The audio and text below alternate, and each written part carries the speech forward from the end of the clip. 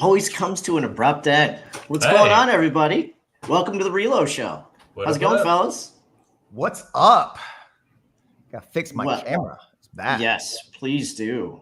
Um, Welcome to the Reload Show. We are live, episode 35, I think it was. Is that I what think we so. decided? Yes, and counting.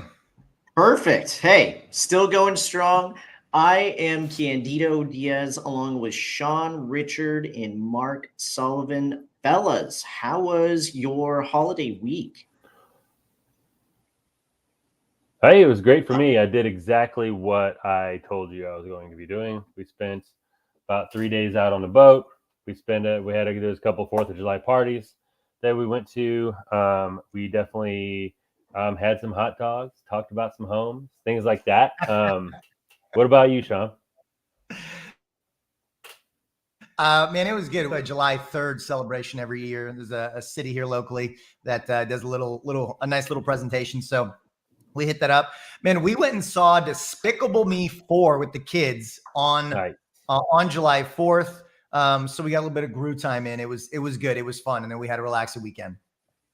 Candido, what did you do? Did you ever just go everywhere, talk about hot dogs and homes?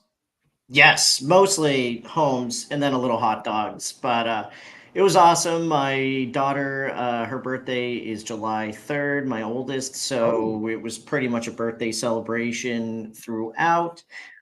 We unfortunately did not see Despicable Me 4. Instead, we opted for Inside Out 2. And I have to say, it was pretty damn good. It was funny. that's what I've heard. That's what I've heard. Yeah. Yeah, my So, son saw Inside Out 2 twice in consecutive days. wow, that's dedication. His dedication, but it was overall good Fourth for everybody. Seems like it. Yeah. Honestly, one of the better Fourth of Julys that I've had in recent memory is right outside of Dallas, Texas. Do you know where Granbury is? Granbury, Yeah, Grand Prairie, There's a Granbury. Granbury. Yeah, Granbury, yeah. yeah. That was a good one. That was about 3 years ago, my brother's birthday. Anyway, let's do wins and losses. I like it. Let's do it. All right, Mark, you want to start us off?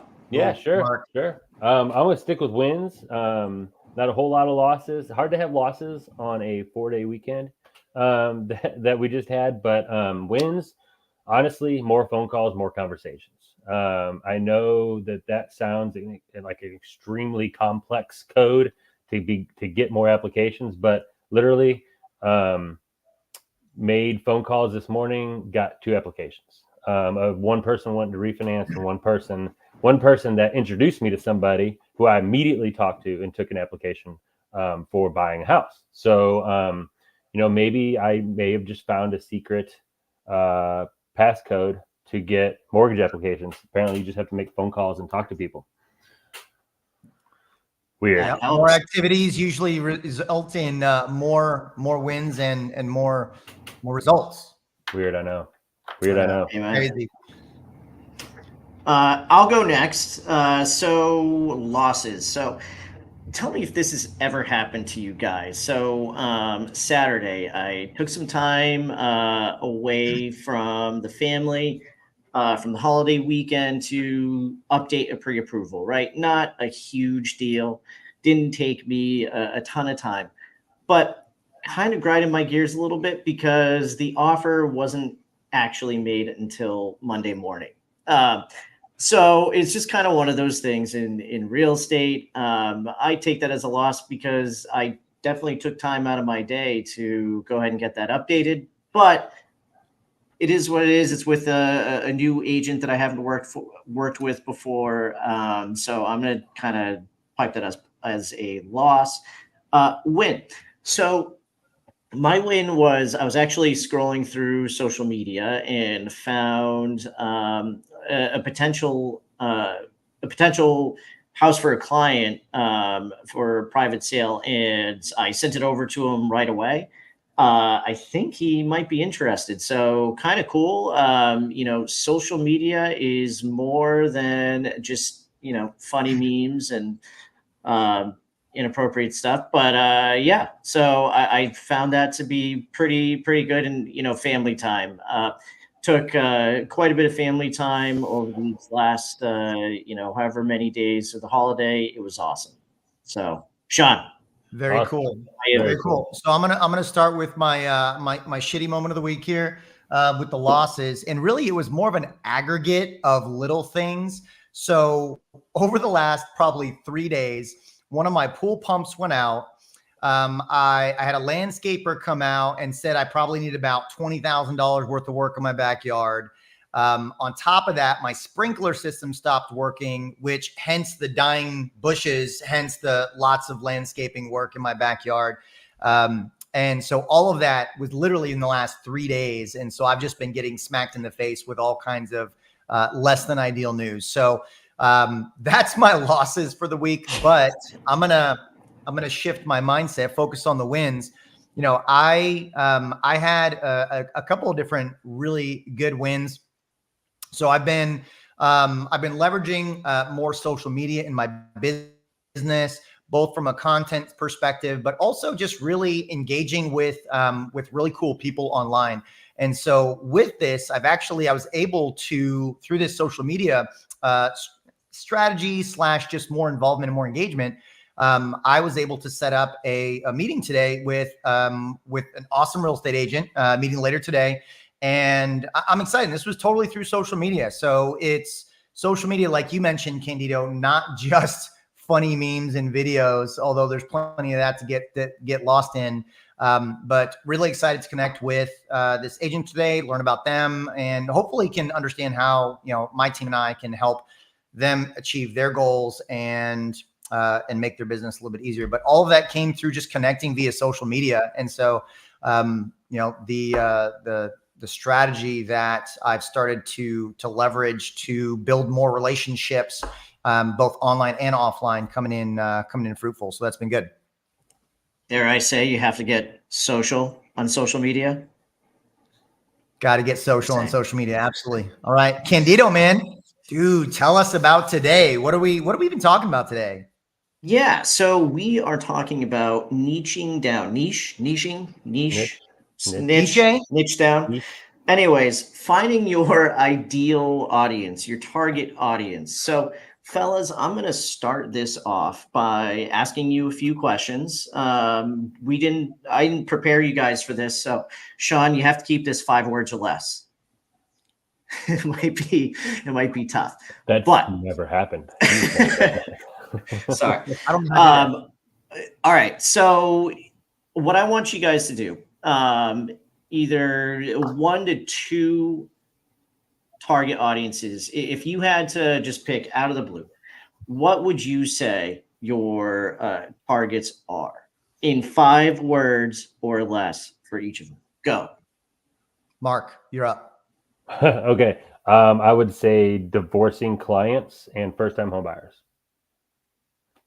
Okay. Sean? Okay. Young, affluent buyers who value guidance. Oh, man, you still couldn't do it. Failed. We won't count the who. Young, affluent buyers who value guidance. Okay. So that's pretty good. Yeah, I would also say first-time home buyers. Okay. Now we have to get more, targeted, right? So what I find is it's a lot easier once you actually create that ideal avatar. So what I mean is we have to really start to kind of break this down. So I look at, there's a couple different targets that I'm going after. But most of the time, I like to try and work with preferably people like me. So what I'm looking for, and what I've done is I've created these people that I'm always talking to. Right when I'm sitting on my daughter's picnic table and talking to the camera, I am talking to Johnny and Maria. Now, who are Johnny and Maria? They are about in their upper 30s. They have a couple kids. Johnny's a proud girl dad and really into sports. Maria is a badass businesswoman. And so it kind of makes it a little bit easier for me to market. And once I know exactly who I'm talking to.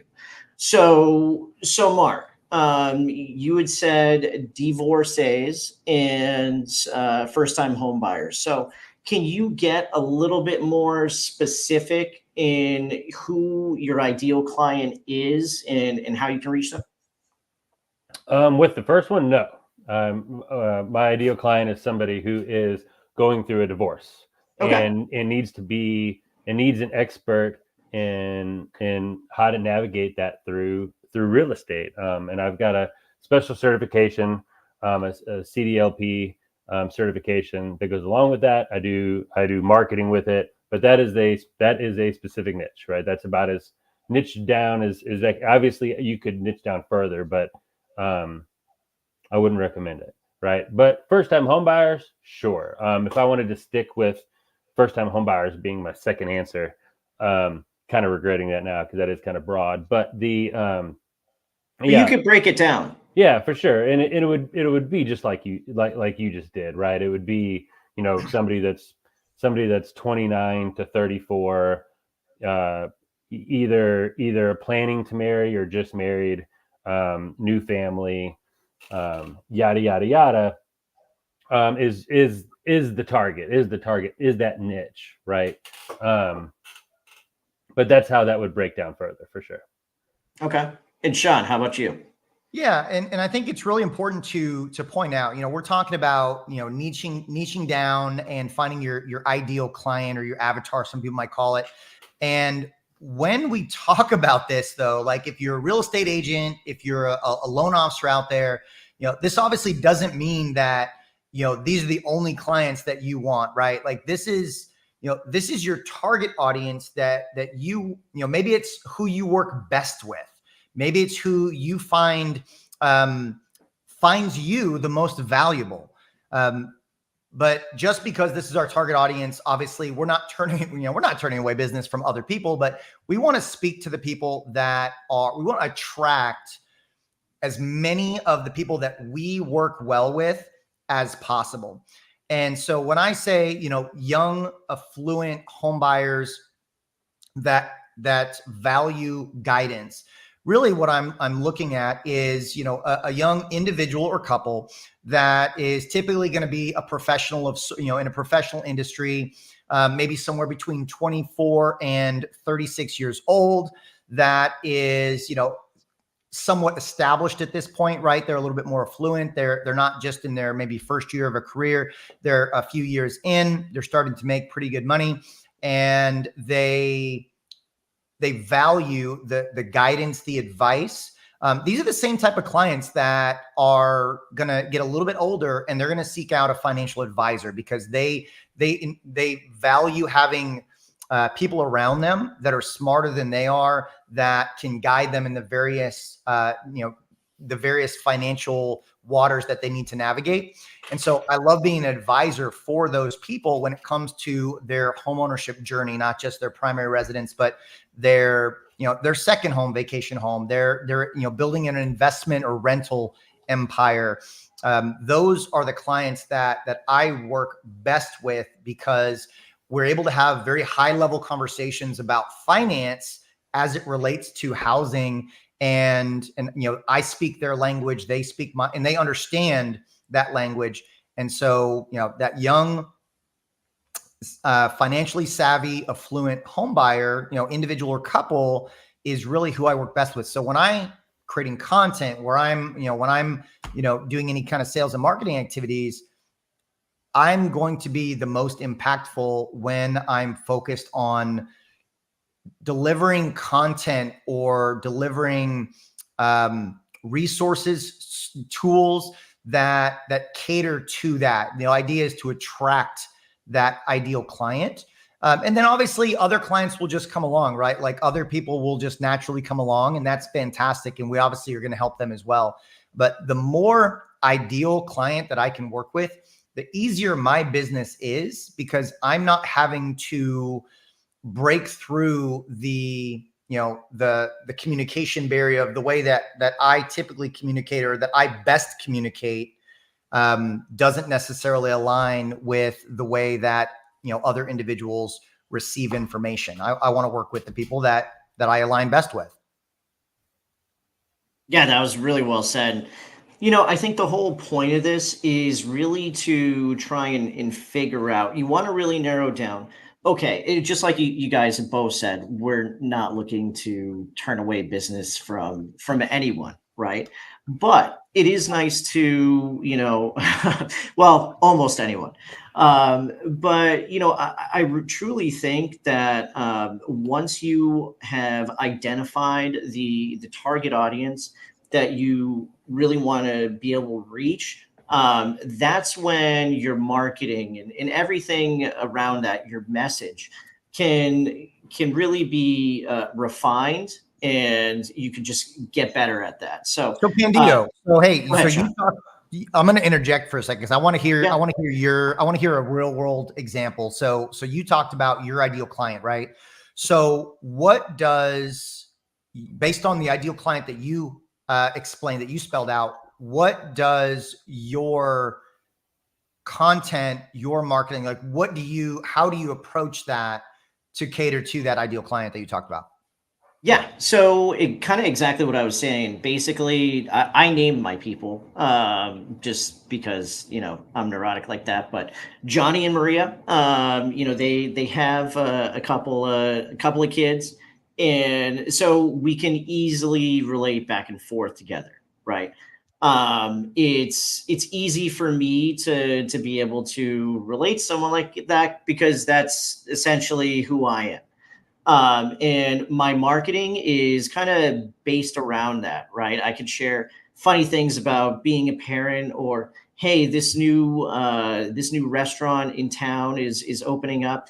All of these things that I'm doing in reaching out to people, or as far as my marketing is concerned, it all has that general same idea in mind.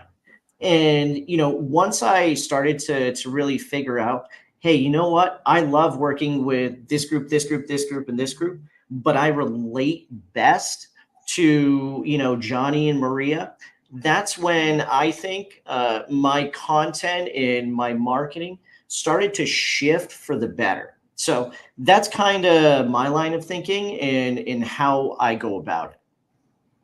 Okay. No, I like that. I like that. Well, a couple of notes. So some of you out there, again, whether you're a real estate agent or a loan officer, may be thinking that, okay, well, I don't have, I don't feel like I've identified, my ideal client, or maybe you're just not sure how to identify your ideal client. So let me get you guys' take on this. So, two ways in my mind to easily identify your ideal client. So number one is obviously using your past experiences. So look back over the last, 6, 12, 20 transactions that you've done, 20, buy or sell side on the agent side, and then obviously, purchases or refinances on the lender side.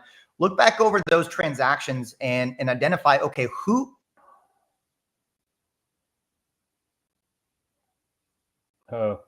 And then start to identify, okay, how many of these people met that criteria, and then what are the commonalities? What am I seeing in common with all these people? And that's going to start to whittle down, okay, what characteristics am I looking for my ideal client? Number two is, I think, leveraging ChatGPT and, telling ChatGPT,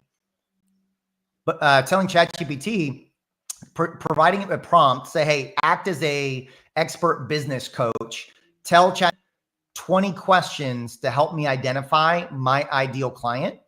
And then, it'll ask you 20 questions. You answer the questions. It can help you dive down into who your ideal client is. Looks like I may be having some video issues. So I'll pass it off to Mark and Candido now. Mark, you're muted.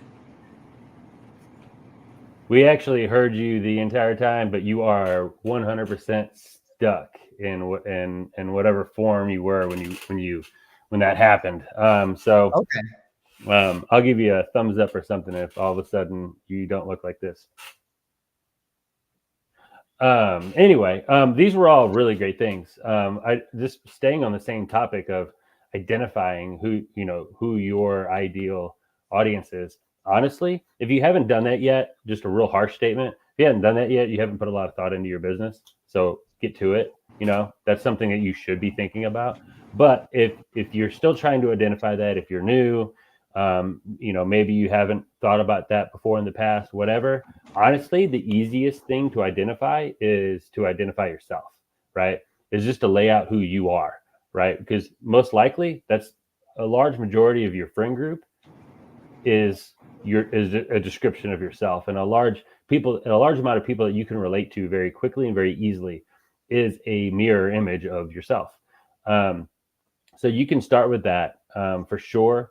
And then go to, we lost them all together, and then go to jobs that you once had before. One thing that's a really easy transition, and what a lot of real estate agents and a lot of loan officers that I know, myself included, got started by doing loans for people in the restaurant industry. That's the industry that I came from. And I know that industry inside and out. So I targeted my marketing when I first started. I targeted my marketing directly at restaurant industry people, teaching them the why they should buy a home, and then teaching them how they go about doing it. And I closed a lot of loans in the first 4 years just in the restaurant industry because it's something that I know. And that's something you can do as well. Take your hobbies, take your passions, take your past life experiences, and put that into a person and market to them. So that's another way to niche down your ideal target audience as well. Welcome back, Sean. Well said. Glad to be back. Well said, Mark. So I think that was that's pretty much about it. Do you guys have any kind of parting thoughts as we wrap this episode up? I would just say that it's the reason this is so important for our businesses is because we all work best with the people that we get along with the best, the people that align with our mindsets, our thought process, the way that we help educate. And so we're here to help as many as we can, whether they meet that target audience or not. But if we can really start attracting those individuals, those couples that fall into our target audience, business becomes so much simpler. And that's why this is so important. Love that. Mark? Yeah. It's, I guess, just piggybacking off of what I kind of just got done saying, but I guess adding to it is identifying people that you want to work with, identifying people that you would interact with in a strong way makes the business more fun. Go back to a topic that I always say over and over and over again. Do this business your way. Because if not, you're not going to have as much fun and you're not going to enjoy it. You have fun, enjoy it, and you'll be more successful in the business because you're doing it your way and you're doing things that you want to do. So let's go talk to people we want to talk to, and let's do business with clients and prospects that we want to do business with. Love it. Love it. Just remember, niches get riches. Stitches. Oh, wait. No, that's another one, Mark. That's another one. Okay. Gotcha. All right. Well, thank you everyone for joining us. Remember, each and every Tuesday, we are here live, 12 Eastern, 11 Central, and whatever else throughout the United States. We thank you for joining us, and enjoy the rest of your week. Thanks, everyone. Take care. See ya.